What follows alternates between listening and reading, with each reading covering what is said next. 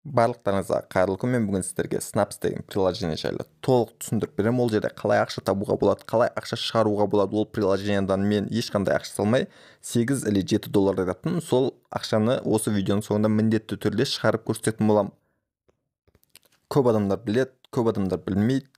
Дәл осы Snaps деген приложение жайлы мен екінші каналда 2 видео жасағам.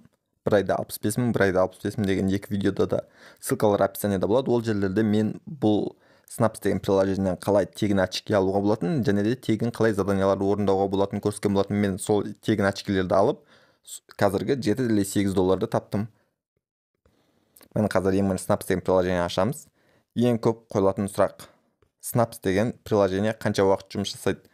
Маған өте көп қойылады сұрақ. Snaps деген приложение менің өзімнің ойымша бір айдай ценасы, токеннің ценасы осы жерлерде болады. Бір айдай, одан кейін бір айдан кейін уже токеннің ценасы құлайды деп ойлаймын, өзім солай ойлаймын.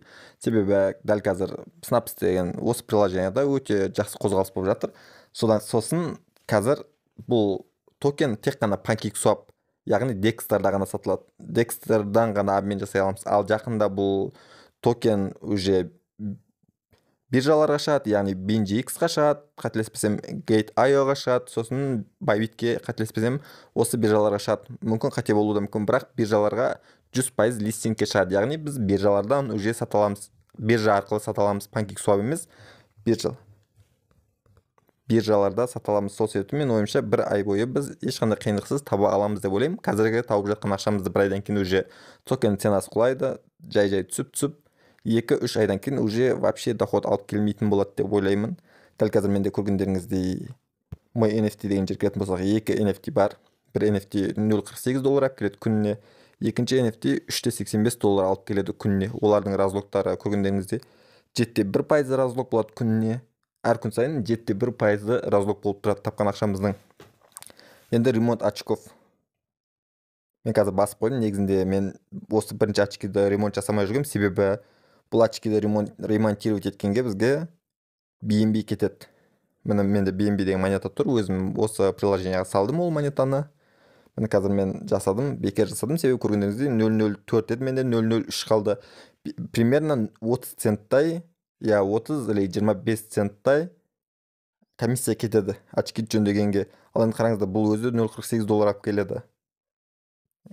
Кішкене ғана доход қалады. Сол себепті мен бірінші очкиді вообще жөндеп жүрген жоқпын, тек қана екінші очкимен ғана тауып жүргем. Және де мен заданиялар орындалмай қалған кездер болады, яғни қателеспесем кеше или алдыңғы күні вообще задание орындамадым мен, бірақ ертесіне кіргенде бәрібір очки бұзылып тұрды. Яғни сіз задание орындамасаңыз да сіздің очкиңіз бұзылып тұрады. Мысалы мен бүгін кеп барлық заданияны орындап кеттім, и ертесіне кіріп наградамды алам, өзімнің награда деген жерге басып клейм етеміз. Міне көргендеріңіздей менде заблокированный награды 4 доллар жатыр. Яғни ол ертең разлок болады. Бұның барлығы емес, жартысы қателеспесем ертең разлок болады. Одан кейін ар күні разлок болады. Дәл сөйтіп күн сайын разлок болып түсе береді. Примерно күніне 2,5-3 доллардай таза пайда табамыз біз. Одан комиссиясы бар, бағана көргендеріңіздей біз очкиді чинка жасағанда, яғни жөндеген кезде бізде комиссия ұстайды бізден. Сол себепті таза пайда күніне қателеспесем 2,5-3 доллар болады. Бірақ жаңа айтқандай очки сіз мысалы бүгін келдіңіз, заданияның барлығын ешқайсысын орындамадыңыз, ертесіне сіз ешқандай награда алмайсыз, бірақ очкиңіз бұзылып тұрады. Сол себепті де күніне хотя бы 10 минут 15 минут бөліп болса да заданиялардың барлығын орындап шыққан дұрыс. Ал енді бұл жерден қалай ақша шығаруға болады? Алдыңғы видеолар міндетті түрде көріңіздер, сол видеоларда мен толығымен айтып бергем. Мысалы сіздерге очкиді қалай тегін алатынын барлығын. Бұл жерде мен тек қана сіздерге қалай зарабатывать ету керек и қалай ақшаны шығару керек екенін ғана көрсетемін. Одан бөлек бұл жерде тағы да жақсы бір нәрсе бар. Мысалы сізде 1000 просмотр болса, сізге 3 доллар береді. Сіздің видеоларыңыз, яғни 10 видео жасаңыз, 10 видео қосылып барлығы 1000 просмотр жинайтын болса, сізге 3 доллар сыйлық береді. Яғни әр 1000 просмотрға 3 доллар беріп отырады сізге. Менде қазір видеолар бар, бірақ әлі ештеңе жинамаған. Заданияның ішінде видео салу керек, яғни күн сайын сіз бір видео салып тұра аласыз, бірақ менде дым жинап жатқан жоқ әзірше. Менде дәл қазір 2 видео тұр, екеуі де 0.0 просмотр. Көргендеріңіздей видеоларын дым жинап жатқан жоқ.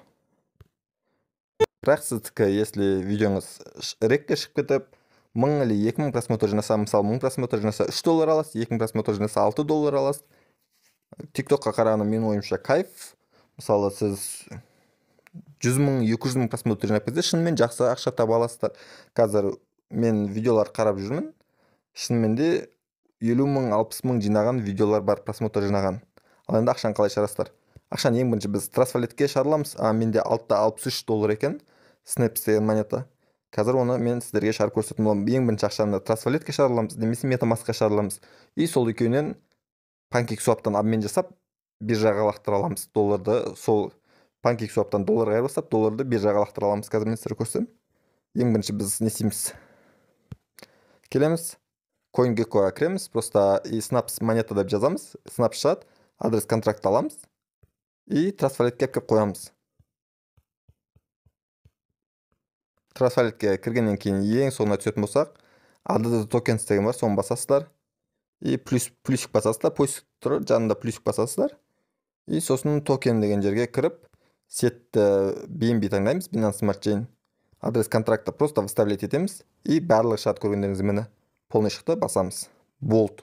Snaps менде келді, получить деген басамыз. И копировать етіп аламыз адресті. И монетаға бар, лақтырамыз осы жерге.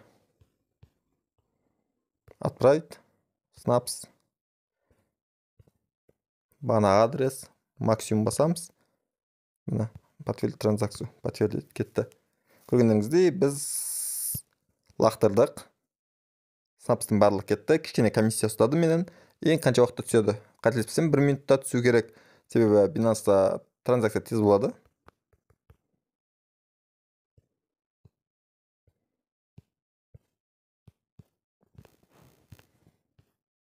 Міне уже келіп қалды. 1 минут өткен жоқ. Сразу түсті деп айтуға болады. Одан кейін браузерге кіреміз. И PancakeSwap деп жазамыз осы жерге.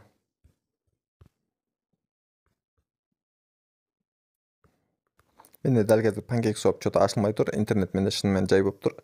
Негізінде қиын емес. PancakeSwap ссылкасына кіресіздер. PancakeSwapқа кіресіздер и swap деген жерге басып connect етесіздер. Мен көргендеріңіз ашылмады. Бізде адрес connect етеміз. И set деген жерге эфирда тұруы мүмкін, басында Binance Smart Chain таңдайсыздар. И адрес трансфалетіңізді connect етесіз PancakeSwapқа. И USDT-ға айырбастап аласыз. Өте оңай, қиын емес. Главное, PancakeSwap'тың копиялары өте көп, шатасып қалмасаңыз болды. Негізінде былай жазсаңыздар болады. Мысалы, осы жерге Pancake деп жазасыздар.